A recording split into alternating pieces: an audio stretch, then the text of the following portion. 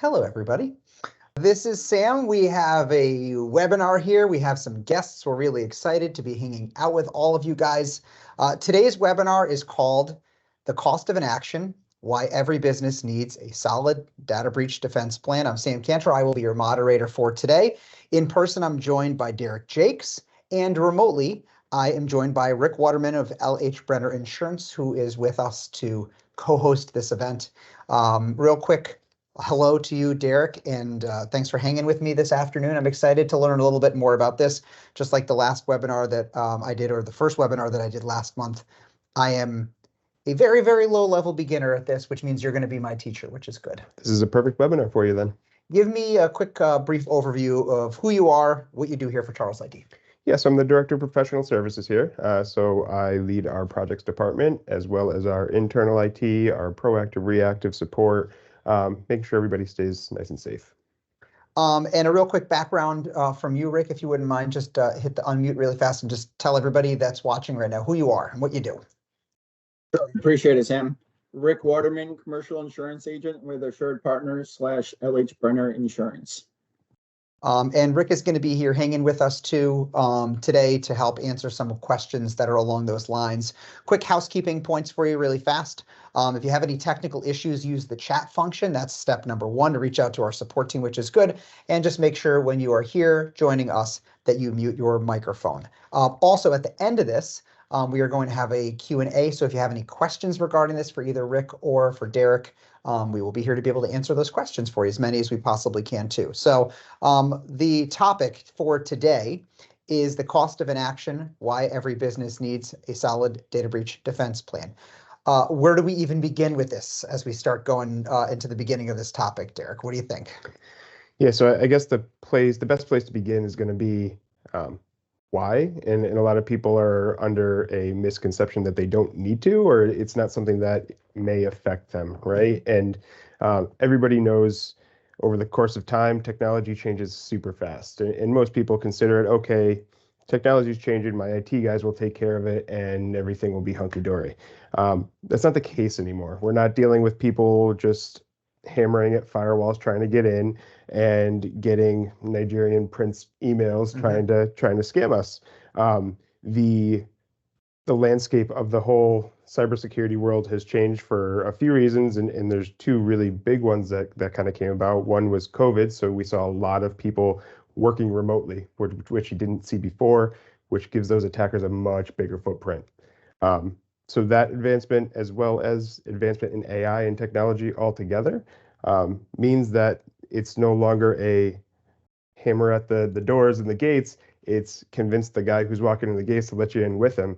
And the social engineering aspect is much, much bigger than it had been in the past, which is probably the biggest problem and the biggest attack vector that a lot of places see. And I want to dive a little bit deeper into that in a sec, but sort of the 10,000-foot overview level of this, people are not trying to attack you the same way that they used to be attacking you. You said the two words that kind of pique my interest and my ears sort of pop up and I go, okay, you said Nigerian prince, right? That is the email that we all got that we just shook our head, right? That's the email that grandma falls for kind of thing, and not one that we as intelligent people would fall for. But what you're saying is, those are not the same types of ways that they are attempting to hack you. They're going for the lower hanging fruit, which is being able to connect with a person to trick them essentially into believing that this is real. The Nigerian prince scheme, it's not real, we know that, but they're doing it in a much more creative way. Can you talk to me a little bit more about that? How is that happening? Yeah, so those old school ways to do it were kind of blast out a whole bunch of emails and wait till grandma or somebody who isn't technically inclined falls for something, right? And to a lot of people who were more technically inclined, it was a very obvious scheme, right? And the reason those were happening is because it was easy. It was a scatter shot. They can do it in one shot, send it out to millions of people, and be done with it. Nowadays, the technology is advanced, and especially with the introduction of AI, it has made it so much easier to specifically target a person or an organization and do it just as easily and just as automated across just as many endpoints. So rather than just trying to grab everybody and catch grandma, the emails you're getting in, the phone calls, the text messages, however they're going about it, are much, much more targeted and much more sophisticated and seem real and seem like they are specifically for you. And we saw those in the past, but they were targeted. You were looking at getting into a NASDAQ computer or somebody very specific. And now they can have that same targeting without any of the effort. So you see those spread out just as much now. So it's going a lot further than sending an email that says, "Hey, Derek, it's your boss," from a random email address that makes no sense, right? We hear so much about AI and the buzz that surrounds AI. How is AI becoming involved in some way in being able to convince even intelligent people who tend to be a little bit more weary or on the lookout, in convincing them that this is totally legit and real, to basically allow a person to hack into their system? Yeah, there's a whole bunch of different levels to that, right? And one is a problem that a lot of people fall into with the social media, whether it's surveys they're taking or information they're putting out there. And AI can go out and they can say, okay, I'm going to scan this website for Charles IT, and I'm going to look at all the people that are presented on the website, and I'm going to go cross-reference across all these other platforms. I'm going to pull up and I'm going to know that Derek took this survey. Now I know his mother's maiden name and his dog's name and this, that, and the other. And they're going to take those things and they're going to naturally integrate them into these attacks that they're giving you. And then because of AI and because of the language models we're using, the language is a lot more fluid. It's not catching weird off phrases and things that don't make sense. And it is very well written and it is specific to you. And it is something they can do completely automated. So give me an example of how that ends up happening. How does a person receive an email or receive, some threat, I guess? And that's kind of the first level for me, right? How does that email come out? I'm curious about that. And then I want to get into, what actually happens when somebody falls for something like this. But let's go to the first step. Talk about AI. What is it? It's not a Nigerian Prince email. It's not, "Hey, I have $1 million, but I need you to wire me $1,000 to this bank account," kind of thing. How does that email come in? What does it look like for people? They're going to cover the gambit because they want as much exposure and as much coverage as they can possibly get. So they're going to come out with, "Hey, we need to reset your password from your bank account." And they'll scrub all your information. They'll know that you have Bank of America. So they will tailor and say, "Okay, here's a Bank of America looking email and saying your account's compromised. Click this to reset your password." Or they'll take and they'll pull specific pieces to you. So when you get that email, you will say, oh, look, I ordered something from Amazon last week. This email must be legitimate to me. Or, oh, I have Bank of America. This must be a legitimate email. And it helps kind of solidify that in people's mind of, I need to click this link and I need to follow the instructions that are given to me. And a little bit of extra scrutiny is definitely needed these days because they are pretty sophisticated. So, all right, so I get an email from Bank of America if I have Bank of America, and I decide, all right, I believe this is legit. I'm going to click the link to then log in. What is happening on the other end as soon as I click that link? Is it instant that now my whole system is compromised? Are they gaining access to my bank account? I'm sure there are some variabilities, but what is that first step? What happens? Yeah, so in that particular case, it's bringing you to one of their own websites, right? You're not going to Bank of America, but they're going to make it look just like Bank of America's login. And their hope is you're going to put in your username and password, and it's going to just basically shift over to them, right? And it's going to offload your username and password. And in the good ones, what they'll do is they'll take your username and password and they'll forward it into Bank of America. And at that point, they'll let you log in. You'll think nothing happened. You'll go reset your password. You'll go about your day, when in reality, they just took your username and password, right? There's other ones where they'll direct you to their own portals and they'll try to get more out of you. But that's kind of the game. It's how sneaky they want to be and what their end goal is. And maybe their end goal is to sit in your account and wait for something to happen or slowly siphon things off so you don't even know. So by the time you catch it, it's too late, rather than just immediately draining your bank account. And most banks at this time will stop, freeze your account, and you can get things back. And they realize that, and they realize that the money is not going to be easily grabbable unless they do it really sneaky. So Charles IT, obviously, what we're doing is servicing businesses. So it may not necessarily be a Bank of America login when that happens. When a person clicks on an email like that, what is happening on the other end? How are they, infiltrating your system and gaining access? Is it through some sort of remote access type of, how does that work? Yeah, so a lot of times in those particular cases too, you'll get a, hey, your computer password changed, or we have a new policy internally, and they'll go about it a different way so they can get your computer login information or your email login information. And that's one we see a lot. So we'll take email, for example, right? And that's one where people a lot of times try to get really sneaky with things, and they will have you fall for one of the scams. They'll get your username and password, and they will get into your email. And at that point, a lot of times, if they're smart, they're quiet about it. They'll put in their own rules to move the emails that they want over here, over there, and they'll put in a bunch of things that way and siphon off some stuff over here. And either they'll take some action, or they'll wait, or they'll start to leverage that to move laterally, meaning they will, sure, maybe you are the doorman at an office building, right? They get into your email, they can use your email to leverage to potentially breach somebody else in the organization and move their way up to somebody who may be actually important and they can get useful information out of. Or they'll wait till you need to send money somewhere, or you have a client that they'll reach out to and say, hey, our ACH changed or our wire changed. I need you to send all your money here instead. And because your account is breached, it's coming from your account legitimately, your client is going to say, oh, okay, great, and then start sending payments off to somewhere else. The user's not going to know any of the wiser because all those emails are naturally going to be filtered out off somewhere on the side that you don't ever see. It's all kind of happening in the background, and before you know it, somebody's wiring away a lot of money. So is the key stopping this right out the gate, security awareness training? Is that really the key? That's what businesses need to do and what individuals need to be doing? Yeah, so there's really kind of 3 layers to it, right? The first is absolutely training.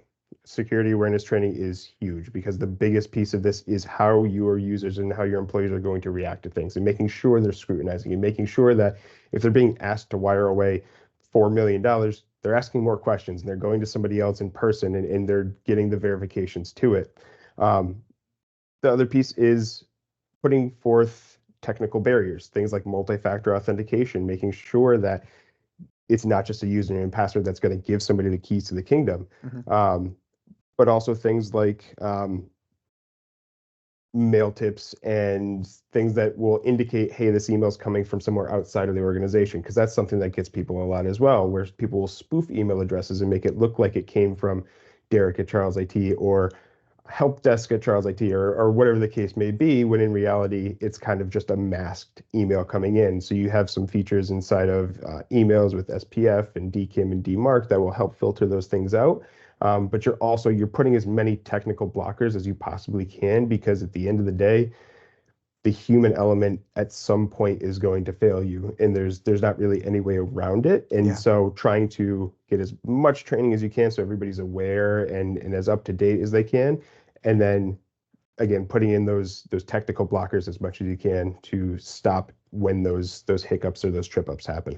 I want to ask, and I don't know if Derek, this is best for you, or Rick, if you want to kind of chime in on this. I want to talk for a second about the insurance side of this and the role of cyber insurance to help do things like mitigate risk.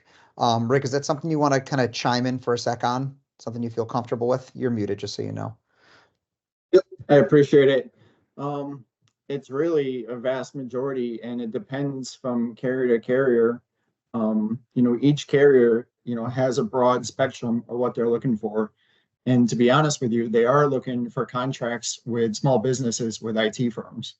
They want to make sure that they're putting protocols in place to mitigate this stuff and prevent it as much as possible. They are asking for the 2-factor MFAs. They're making sure that, all these individuals are taking steps, but it really does come with making sure you're working with the right carrier. Most people don't realize, because they'll buy a policy and it'll be on the package policy and they'll say cyber. Well, it's not really cyber coverage. That's like an add-on endorsement. It's very limited to what it can cover. What most people really need is a standalone cyber insurance policy. And that's where, someone like myself or another agent comes in and talks to them and guides them through what carriers to use in that whole process. Is that type of policy, can you explain for a couple of seconds what that actually does, what that means for businesses when they have something like that standalone separately? Yeah, it covers from various type of situations. It depends whether it's a ransom or it's a breach or it's a data compromise. It depends on the type of claim that it is. You guys know, you work with this stuff every day. When someone says cyber breach, it's not just one thing. It's not like it's the same instance that's happening over and over. I mean, it could happen more and more. You guys talked about a scenario, which is, we just had one with one of my friends who's a controller at a small business. They talked about that very email, kind of, you're talking about it. Email from the CEO. It was just off so slightly that the accountant didn't realize. And, he said in the email, it wasn't really him, said in the email that, hey, let's set up a new bank account and wire 100,000 to it. And the accountant did, and they were out $100,000. They had some insurance to kind of cover that, but they were still out a good chunk of money. But those scenarios are happening, but it is very vast. It's not limited to one area. I mean, there's a sequence of coverages that they need to be covered for. There's brick-in coverage, which is if they're attacked and their data is compromised, their hardware is compromised. Some of these now, hackers want to be paid in crypto. They don't want to be paid in other things. So we're seeing situations where they'll compromise their systems. They'll hold on to it for a week, wait until they get paid $25,000, and they'll move on to the next small business. So we're starting to see more and more of this activity. And I think we just saw something like that happen with the city of New Haven. I don't know if you guys are familiar with that situation. Apparently hackers had got in there from a third-party vendor, and they waited for a period of time, and eventually they waited to the perfect opportunity. They were probably in there for a good chunk of time, but they waited for the perfect opportunity for the city to make a transfer of $6 million, and they just lost $6 million to hackers. And it was through like a third-party transportation company. So their hackers were able to get in through a third-party vendor to the city, work their way up, kind of what Derek was talking about, and wait for the opportune time to strike. They knew when the transfers were going to happen. They collected the data, they sat back and waited, and they made that situation happen. And unfortunately, that's to a school system. So they can't really afford situations like this to happen very often. Right. And one of the points that I wrote down here that I was going to ask either of the two of you guys after that, and you basically touched on that, and either of you can answer, whoever's more comfortable, is the idea of what those consequences can be when that happens, what the financial implications can be. And it goes beyond financial implications, right? I mean, we're beyond that, you can shut a business down, right? And I'm sure we've seen experiences where that's happened. Give me for a sec, an idea about just how bad things can be when somebody can get into your system. Yeah, so I before Rick had talked about insurance, I had mentioned kind of three main pieces, and the third pillar to that is planning for what's going to happen when something happens. Because like I said, it's inevitable that something's going to happen to somebody, and what degree it happens to is the key there. But obviously, if you have some type of cyber insurance, immediately engaging with them, and hopefully your coverage covers whatever type of incident you have, because Rick is absolutely right. There are a myriad of different types of breaches and things that can happen. But the other is planning and having a backup and disaster recovery plan, right? So having proper backups in place, having a plan in place, having it written so everybody knows exactly what needs to happen during those situations, because at that point, your business is down. And however long you're down is going to be however much money you are losing. You could be down for 12 hours, you can be down for 2 weeks. And obviously, depending on the size of your business and what you do, being down for 2 weeks could be massive disruption to your overall business.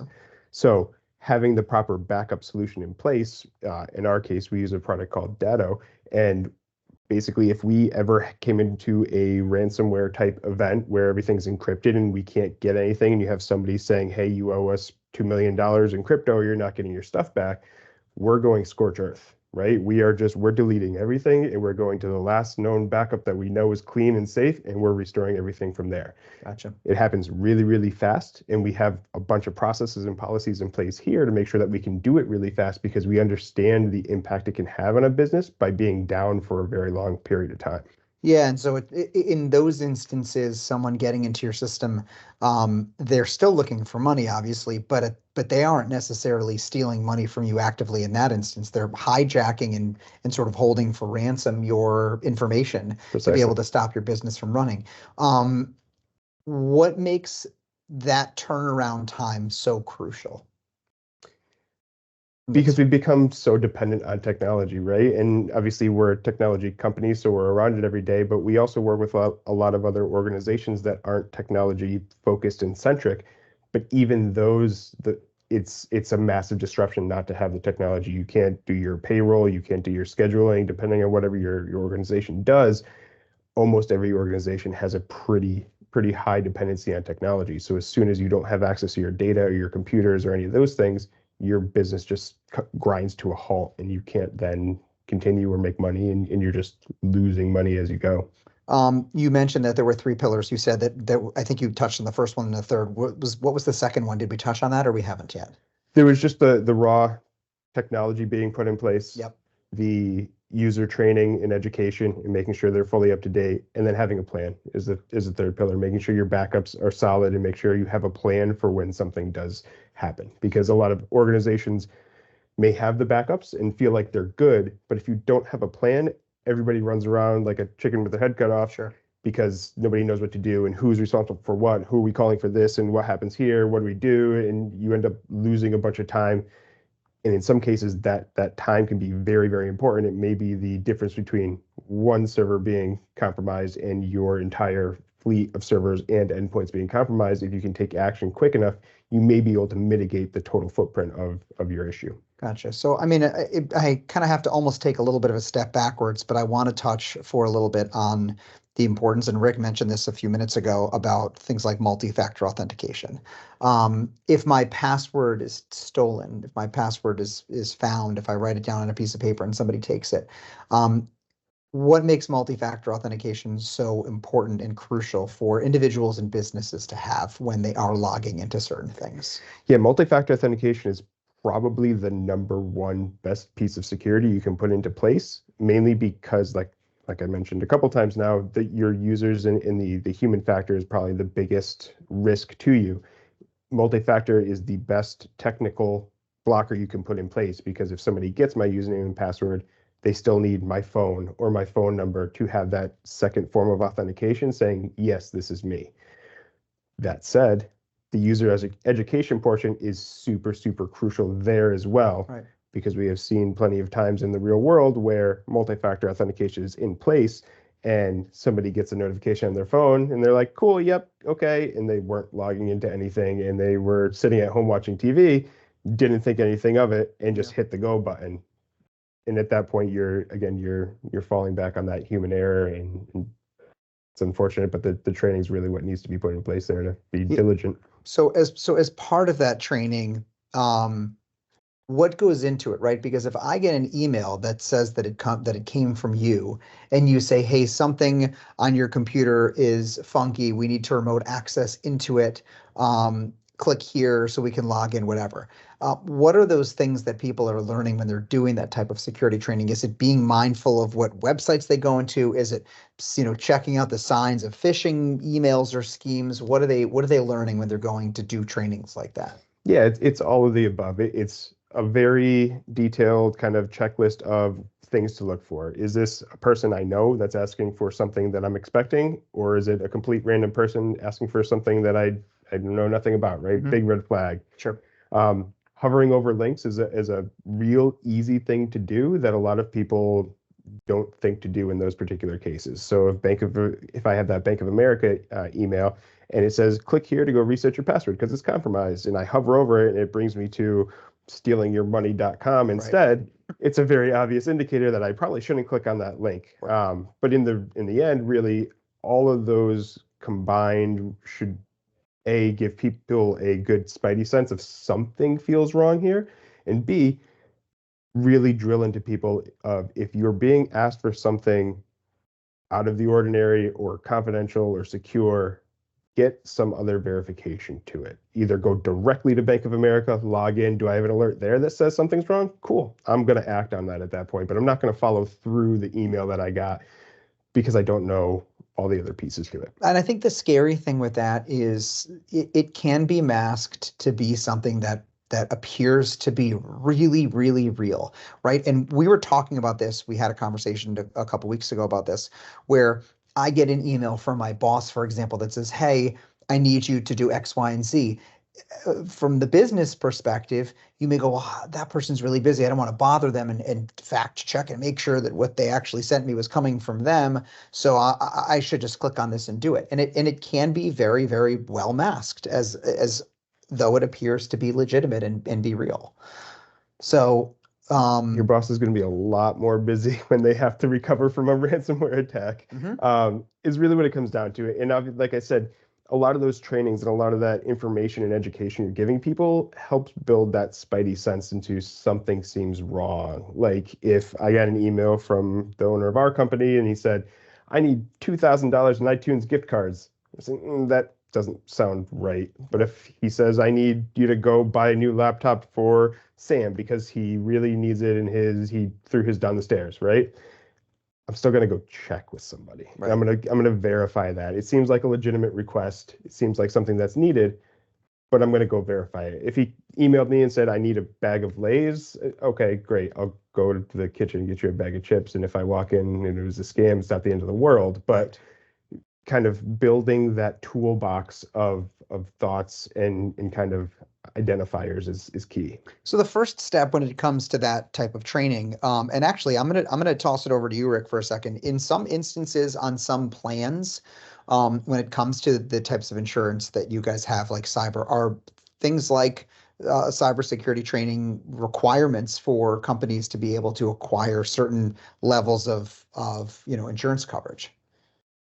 At this point in time, they're not requiring it. It's encouraged. But at this point, it's really, this is kind of a new exposure for all of us. Mhm. And, insurance is trying to keep up with the times, but I can see where that is going to be a requirement. They do have a lot of protocols in place, like we talked about earlier, but at this point, they're not really, the educational piece is still missing at this point. But Mhm. as me, if I'm a business owner, I want to do that ASAP because I want to protect my business. I can't afford to be down in today's fast moving environment. We need to have these things, on the forefront. There needs to be awareness about it. Sure. Where do companies like yours get involved on the other side, right? We talked about backup and recovery processes where we can flip things over to, a recent update. There's always going to be a period of time where there's a lapse, right? And in businesses that make a tremendous amount of money in a short period of time, that may get attacked at a very important time of the day, not in the middle of the night when their business is up and running. How do you get involved in that type of coverage when it comes to being able to make sure that these businesses don't lose millions of dollars, kind of thing? Well, first of all, we try to report it to the carrier as soon as possible so they can try to mitigate as much as they can going forward. But it really, to kind of give you an example, really depends on the type of breach. One of the reasons that brought me to you guys and why I wanted to do this webinar was the most recent breach. And in that situation, it was a large home care business and it was a third party vendor, and the third party vendor was breached. That was their scheduling software for multiple home care agencies. And when they were down for a period of time, and the businesses basically they didn't know where their employees needed to go and what houses and who to take care of. So mom and dad were in the dark. So they had to scramble and do more manpower to effectively reverse engineer how they were doing all this to figure out where their employees needed to be so they can provide services. So that was the big reason why I reached out to you guys, is how do we mitigate that from happening? And that's how this whole process started. Understand that. Um, it's it's scary how much, and we started to touch a little bit on AI here. And this is really like a very big hot topic. It's scary how much AI can get involved in being able to convince really smart people that something that is very normal is happening that's not very normal. How does that happen? How do I get an email from my immediate supervisor somehow that's not actually them emailing me? Um, it's really easy to spoof an email address, and I can have Derek at gmail.com and email you and make it look like it came from foster@charlesat.com. Hmm. Really, really easy to do. That said, there are pieces of technology and security measures you can put in place to prevent that from happening, which is definitely a big piece of it. So having those things in place are going to be monumental to making sure that your users aren't going to have a harder time than they need to, right? And then you start to go into the weird intricacies of rather than charlesat.com, it's charles1t.com. And when somebody Right. glances at it, looks at it real quick, it looks the same, but it's in reality, it's not. So having a good technology partner or a good provider to put all those security pieces in place is crucial because you need to, again, minimize the amount you're asking your employees and users to filter themselves and have them have just a really small footprint of things they need to try to be super diligent about and filter out the rest of it as much as you possibly can. Is part of this also ongoing training that goes beyond just that initial training? You know, are companies, should companies be working with, you know, people like us to have these types of tests being sent out to monitor and make sure that they're up to date with what they need to be up to date with and that they're being more keenly aware, right? Because when you do training one time, it's great and it's really helpful, but you know, I'm going to slowly forget it over the course of a period of time. Yeah, and I mean, I don't think anybody's naive enough to not understand that if you go to somewhere like Aetna and you have thousands and thousands of employees, you're going to have thousands of those employees that click, click, click, and don't really pay attention to what they're watching and reading. Right. And even if you stick a quiz at the end of it, they'll pay attention just enough to gather what they need to pass it and kind of go about their day and probably never think about it again. So yes, continued training, and we use simulated phishing campaigns to do it. So we roll 2-week long campaigns where all the users will get phishing emails that go to them, and we can control all sorts of things like what industry they're coming from, the complexity of what it is. And what will happen is if they fail those, they click on those links, they put in their information, whatever the case may be, they'll get enrolled in another training. Say, okay, well, you missed something in the last training that you did, or something you forgot about something. We need to refresh and make sure that you are up to date on your tool set of things that are going to kick off that spidey sense for you and identify those fraudulent emails. I get that. That makes sense to me. If anyone has any questions, by the way, for us, you're more than welcome to throw those questions into the chat. I think that we've touched on most of the things that are really important. I'm trying to go down my list of things and see if there is anything that we missed on this. I don't think we missed anything. I think we've pretty much covered all of the stuff with this. Yeah, for the most part. To your point, AI is making this an even tougher minefield to navigate through because you are now seeing AI generated voices and phone calls with somebody that you think is the person who they say they are on the phone because you recognize them. And I talk to Sam on the phone all the time. It sounds just like Sam. Great. It may not be Sam anymore, right? And especially with OpenAI, a couple weeks ago, just released a new text to video AI engine called Sora, I believe is the name of it. But video AI is becoming much, much more advanced and intricate. And there was an instance not too long ago, a month or two ago, where there was a company that actually wired away a lot of money because somebody used AI over a Teams call to make them look like the CEO of the company, and they followed his directions and still wired away money. So we really have gone a very, very far way from that Prince scheme. We're on the moon compared to the Prince scheme. Right. Yeah, we are quite more sophisticated at this point, which is awesome because I love technology, but really terrifying because it takes that much more diligence to stay on top of everything. Right. Well, I mean, I think that's where having a full suite of, you know, we call it stack items, right? That's where having all of that combined with each other is important because multi-factor authentication alone on its own may help mitigate security training, may help mitigate, BDR, as you called it, which is backup data and recovery. Backup disaster recovery. Yep. Those things on their own are fine, but it's the combination of all those things that help prevent people from having to make phone calls to people like Rick. And obviously the combination of getting involved in the actual insurance aspect of this to make sure that you're protected against that is really important too. I'm going to ask you that, and that this will sort of be the kind of closing idea or closing question, Rick. The importance of having some sort of, for businesses, having some sort of insurance policy to help them in the event that something like this not may, but most likely at some point will happen. Talk for a sec about the importance of that. It's absolutely important. I think at the end of the day, we're seeing more and more claims. We're seeing more and more incidences. And if you don't have something in place, eventually you're going to be vulnerable. You're going to be in a tough situation, whether it's financially, operationally.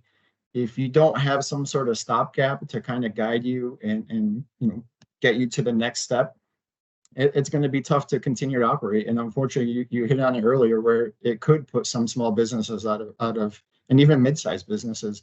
I mean, it's not just the damages that these things happen when they occur.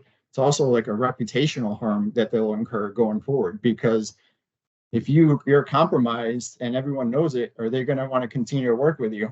Or, you can look at it the opposite way. They were just compromised. They probably have the best protocols in place, so they're probably the most secure out of all the companies. But it's, it could be some reputational harm, with that company moving forward. And if you're a small business, those things can add up and it could hurt. And even, like I said, even mid-sized businesses. I mean, we've seen, you name it. I mean, there isn't anything that hasn't been breached at this point in the last few years. United Health Group was just breached with one of their pharmacy practices, Change Healthcare. I mean, it's happening more and more every day. And I see it in the future. It's going to be the biggest liability. It's going to be bigger than, your auto, incident. It's going to be bigger than workers' comp or liability. Cyber insurance is going to be your biggest vulnerability. The more we move down the line, the higher the risk increase. So it is a huge proponent. We've been trying to educate people as much as possible about taking the coverage.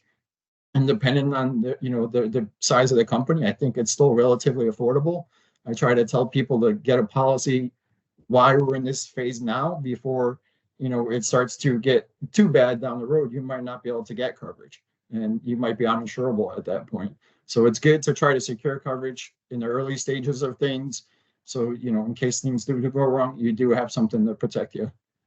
Yeah, well, I think that both of your points make a tremendous amount of sense to make sure that you're secure. For businesses, for individuals right now in this exact moment, that may not be happening to them, but at some point when it's so easy to send out an email to everybody in every company, someone's going to fall for it. And at the end of the day, if it's your company, then that's a big deal.